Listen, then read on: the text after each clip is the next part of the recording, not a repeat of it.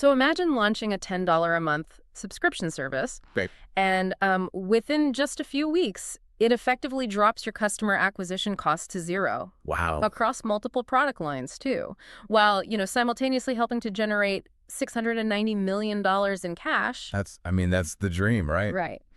Today, we are taking a deep dive into the Q1 2026 earnings call for SoFi. Specifically, we're looking at the Q&A excerpts with their CEO, Anthony Noto, and the financial analysts who cover the stock. Yeah, because if you are trying to cut through the noise of, daily information overload, earnings calls are the perfect shortcut. Exactly. The corporate marketing just kind of stops, and the actual nuts and bolts of a business are laid bare. So our mission for this deep dive is to translate this dense corporate dialogue into a really clear look at how a modern financial machine actually operates. Right, getting past the jargon. We want to unpack how a sprawling consumer app acquires users at scale, how they engineer the back-end infrastructure to support that scale. And how they use algorithms to navigate macroeconomic anxieties, which is huge right now. Totally. And finally, where they are deploying their capital for future M&A. So, okay, let's unpack this. Because hitting a record 1.1 million new member additions in a single quarter. Which is massive. Right, which SoFi actually did in Q1. That requires incredibly fine-tuned machinery. You do not hit 7 figures in user growth in 3 months with, like, a generic scattershot ad campaign. No, absolutely not. And you see that level of precision in how Noto answered a specific question from John Heck. He's one of the analysts, right? Right. Heck pressed him on exactly where these users are coming from. And the acquisition strategy is, it's highly fragmented and really product specific. So it's not a one-size-fits-all thing? Not at all. For a high consideration product like a personal loan, for example, they're relying heavily on legacy channels like direct mail. Direct mail. Like physical letters. Yeah, exactly. Tangible, physical mail still carries this psychological weight when a consumer is making a significant debt commitment. But then for the cash account side, their SoFi Money product, it is just a broad-based digital assault. Okay, so they are matching the medium to the psychological friction of the specific product. That makes a lot of sense. And they also noted that their brokerage business is currently benefiting from alternative assets and private offerings. Right. Plus, crypto is kind of the new kid on the street driving an entirely different marketing funnel for them. So they're basically throwing a lot of different hooks into the water. Exactly. But the most crucial piece of this whole acquisition puzzle, the mechanism they spent a significant amount of time highlighting on the call, is the April 1st relaunch of SoFi Plus. Oh, yeah. So this is a $10 monthly subscription that ostensibly provides over like $1,000 of ecosystem value to the user. Yeah. And the underlying math here is what really caught my attention. 50% of the users who sign up for SoFi Plus take out another product. Which is wild. I mean, that cross-buy rate is staggering when you consider the baseline customer acquisition cost, the CAC, in the financial technology sector. What's fascinating here is how it fundamentally alters their unit economics. How so? Well, in an environment where acquiring a single funded bank account or, an approved loan can cost hundreds of dollars in marketing spend. Oh, right. It's super expensive. Exactly. So that 50% cross-buy rate is just a massive lever for them. It reminds me entirely of the Costco membership model, but applied to personal finance. Oh, I like that analogy. Yeah, like you pay a fee at the front door just to access the warehouse, right? You might have gone in just to get a discount on gas or a cheap hot dog. Right, the loss leaders. But the perceived value of the ecosystem is so high once you're inside that you end up leaving with, like, a flat screen TV and a kayak. Exactly. They're creating this psychological sunk cost. The user pays the $10, and suddenly they're incentivized to move their entire financial life over. Their direct deposit, their credit card, their trading account, all to the platform to maximize the value of the subscription they're already paying for. That's spot on. The $10 in direct subscription revenue is almost a distraction from the real victory. Right. By front-loading the relationship with a fee, they're flipping the traditional acquisition model totally upside down. A user pays them to enter the ecosystem, and then subsequently adopts a high-margin lending or brokerage product. So the marginal marketing cost to acquire that user for the second and third product effectively drops to zero. Exactly. Zero. They are deepening the user's reliance on the platform, increasing their lifetime value, and drastically lowering aggregate CAC, all at the exact same time. Okay, but if you are successfully cross-selling 50% of 1.1 million new users into multiple financial products, your back-end architecture is suddenly bearing an enormous load. Oh, definitely. And you cannot invite that many people to the party unless the structural integrity of your processing layer can actually handle them. Right. The house has to be solid. Which transitions us directly from the consumer-facing app into their B2B tech platform. Because they don't just build this software for themselves, right? They operate as a technology vendor selling their infrastructure to other financial institutions. Right. And that dual identity of the business model is really what separates them from pure play consumer fintechs. Yeah. But that B2B segment was actually the source of some friction on the call. Noto had to address the fact that tech platform revenue was negatively impacted by the loss of one large enterprise customer. Wait, let me jump in here, though. Because if a single enterprise client churning can create a visible crater in the quarter's B2B revenue, that screams concentration risk to me. It's a fair point. I mean, the rosy outlook on the call feels a bit disconnected from that reality. Owning their own tech doesn't change the fact that their enterprise client base sounds dangerously top-heavy. If they lose another massive corporate client next quarter, doesn't that expose a deep vulnerability in the B2B side of the house? Client concentration risk is absolutely the vulnerability here, and the analysts were right to probe it. Relying on a handful of massive contracts creates a lot of revenue volatility. Right. So how did Noto counter that? Well, his counter to that vulnerability was pointing to the like-for-like year-over-year growth, which actually remained at 12% despite the client loss. Okay, so it's still growing. Right. But more importantly, he highlighted the pipeline velocity. They launched 13 new B2B partners in Q1 alone. Wow, 13. Plus one additional partner that already brought a significant installed user base. Oh. So they are aggressively trying to dilute that concentration risk by widening the client pool. Okay, wait. So when we look at their ultimate stated objective for the tech platform, which is getting back to a 20 to 25% compounding growth rate, they are relying on this dual engine setup to accelerate that timeline. Yes, exactly. So if they build a crypto ledger integration to acquire their own retail users, are they just turning around and licensing that exact same API to their enterprise clients? Is that the play? That is the exact mechanism of the dual engine strategy. Noso used their internal crypto development as the prime example of this. Oh, really? Yeah. Last year, they decided to build out native buy, sell, and hold capabilities for the consumer app.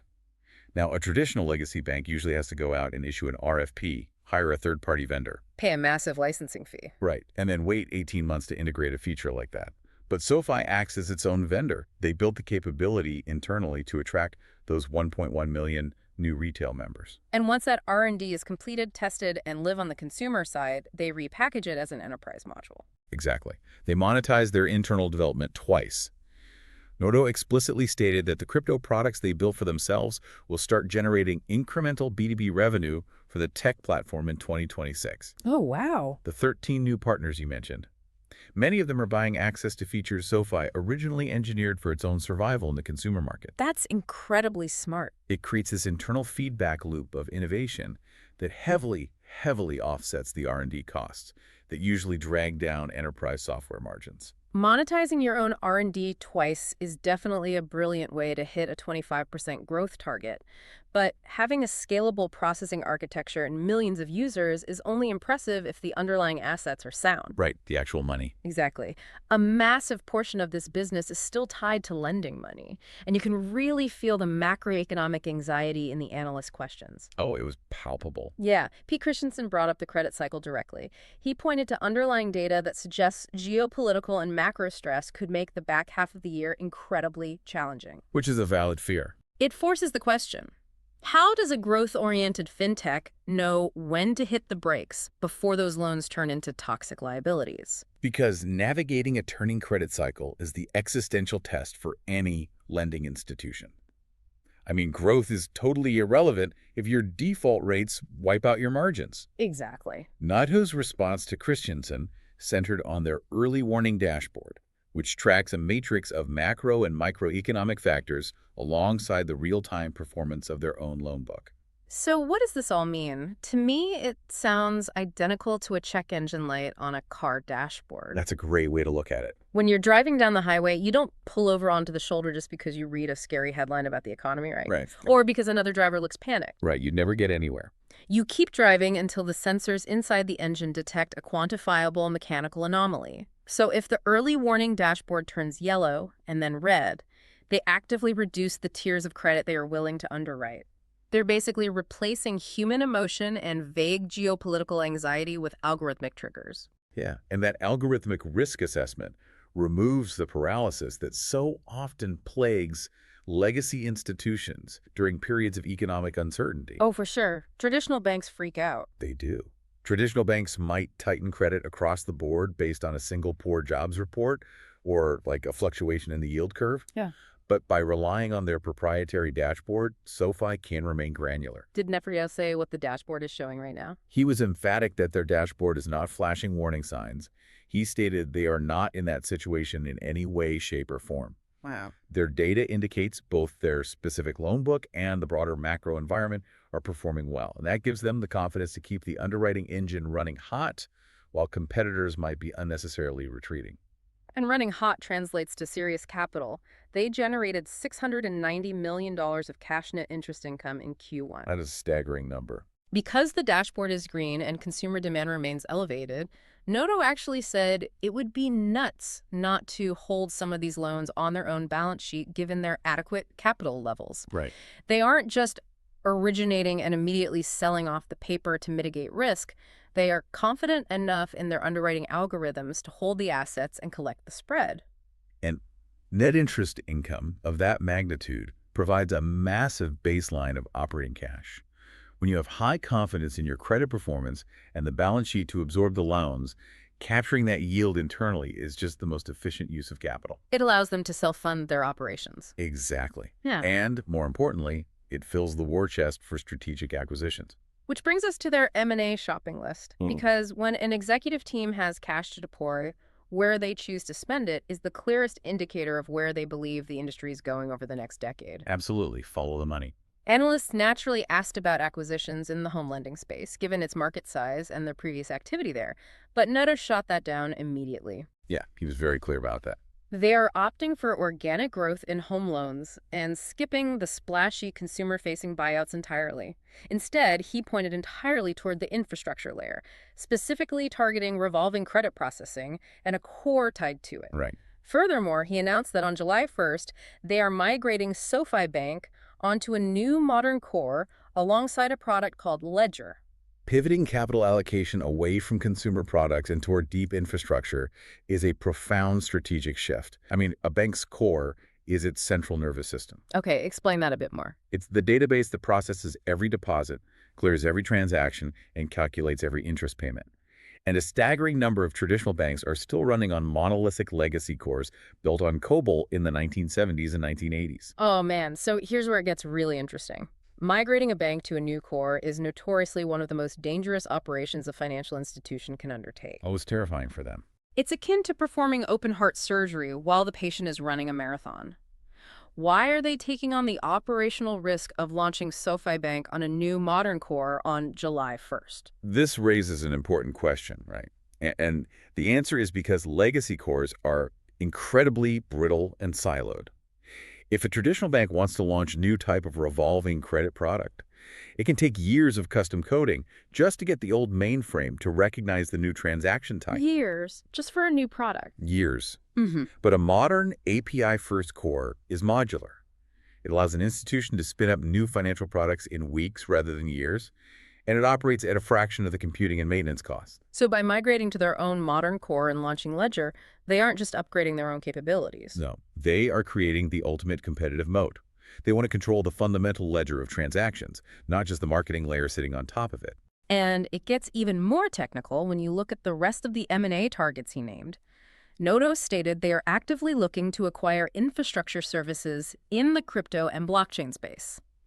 He specifically cited staking as a service and stablecoins as a service. Right. I mean, we are talking about a consumer brand that advertises in major sports stadiums and sends direct mail for personal loans.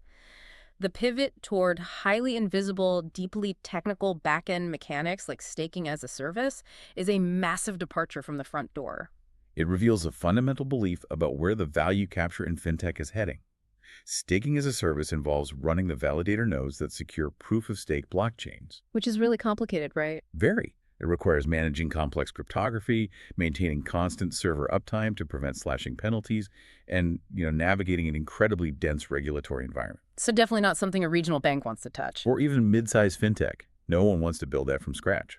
By acquiring these capabilities and offering them as a service, SoFi positions itself as the foundational layer.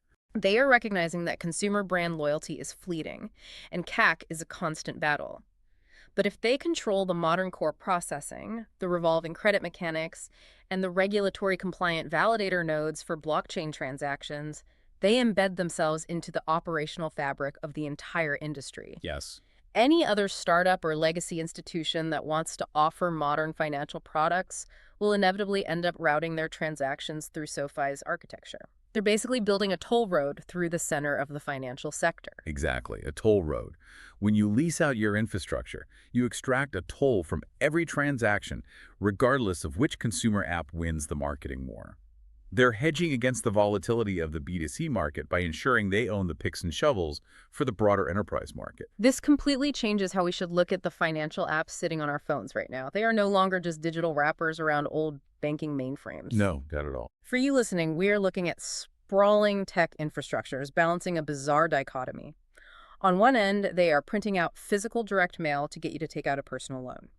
And on the extreme other end, they are architecting blockchain node maintenance and API-first modern cores to lease out to their competitors. It's just a massive operational juggling act. It forces a reevaluation of the industry's future, really. Right. We often frame disruption as a battle for the consumer interface, like who has the sleekest app or the best rewards program. Right. But the actual tectonic shifts are happening deep underground in the processing layer.